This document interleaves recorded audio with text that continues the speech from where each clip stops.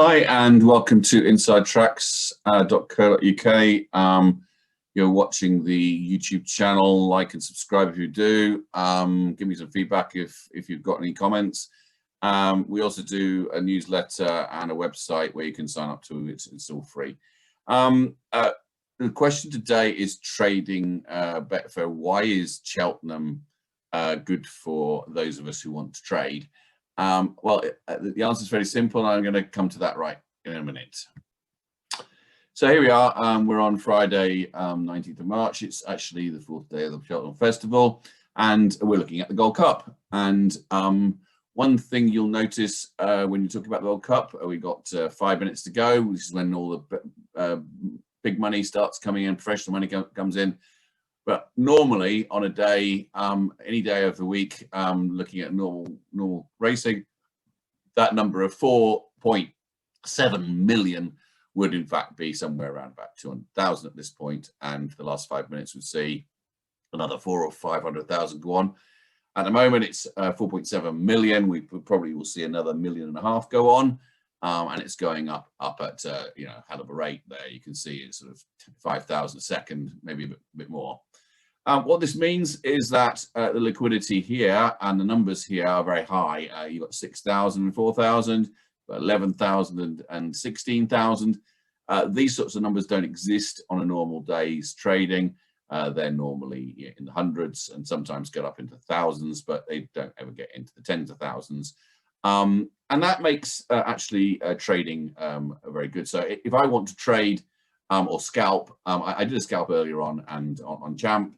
I saw that there was an equal amount of money between 7.6 and 7.8. So I basically backed it at 7.8 and laid it at 7.6 and just let it run.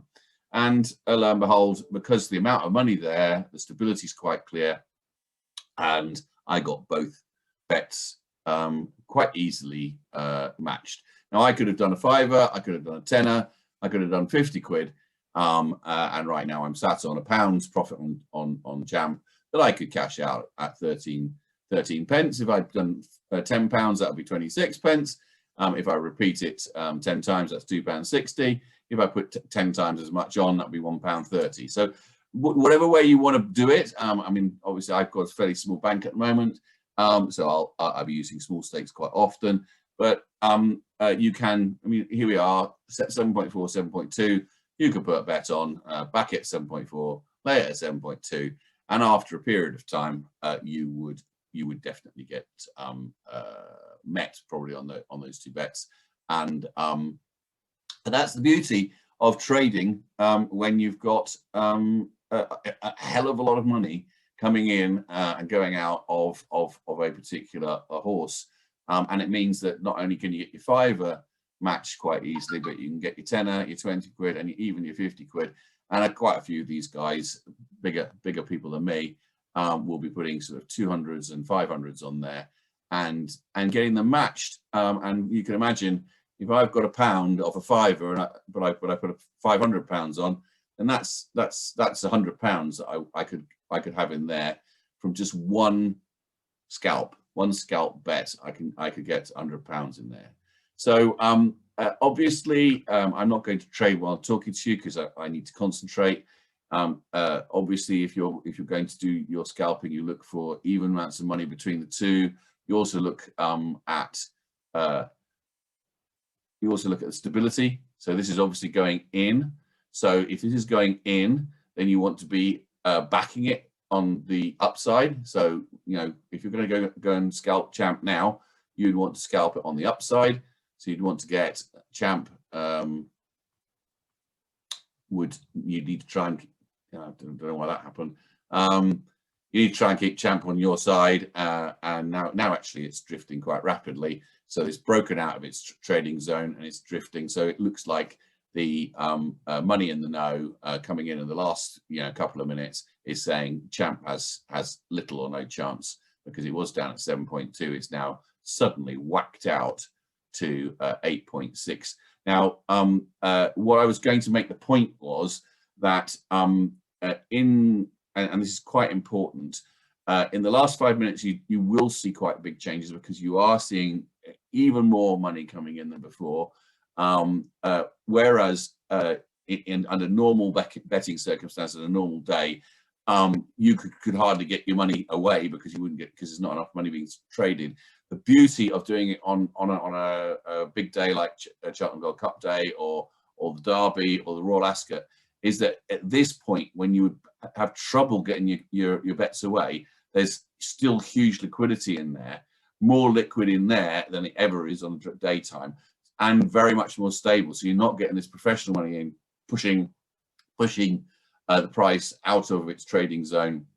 But having said all that, that is a clear indication, that move there, that the money coming in, and this is the last 5 minutes, it's proper professional money. These people know more than you and I. They have the stable hands, they have the inside track on, that's the name of my site, but I don't have it as much as they do, but they have the inside track on these things. Now, 305, yeah, they're gone in play. So we might just see whether in fact Champ has a chance at this, because we know that the big money, the money coming in at the last 5 minutes, gave us a clear indication it wasn't. And if you had taken their advice and taken my advice and said, okay, we believe that money, you could have still had a lay bet on at 8.6 before the off, and you'd now be making significant money. You'd double your money, no problem. And in fact, I should have cashed out, shouldn't I? So I'm talking to you, I'm not really thinking. So I should have cashed out on that back when it was 8.6. So I'm sorry, I've lost 6 pence.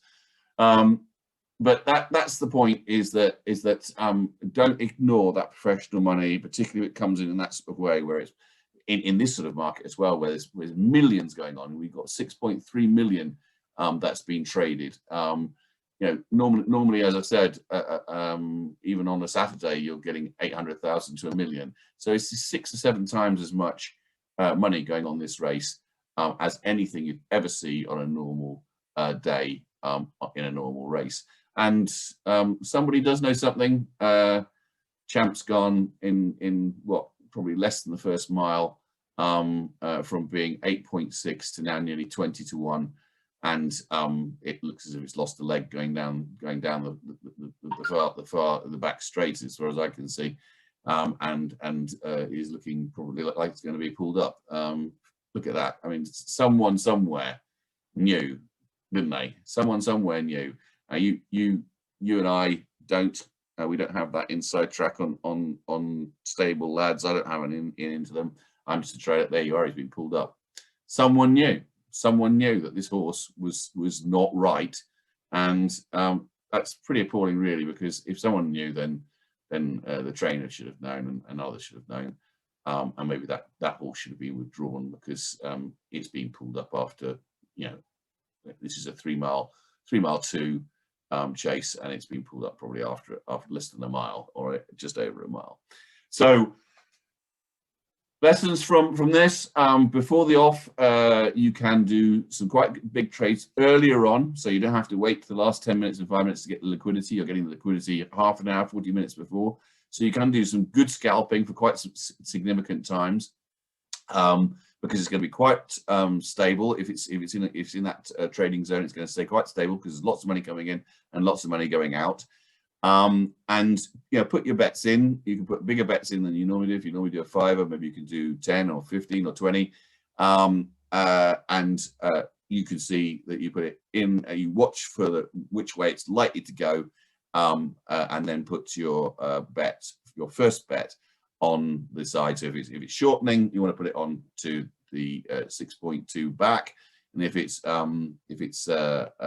drifting, then you want to put it onto the 6.2 or 6 lay. Yeah.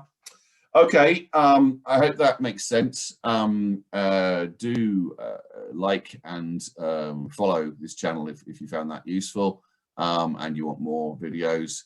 Go to the website, have a look at that, see if you can learn anything from there, and sign up to the newsletter. It's free, and it comes out most days. Okay.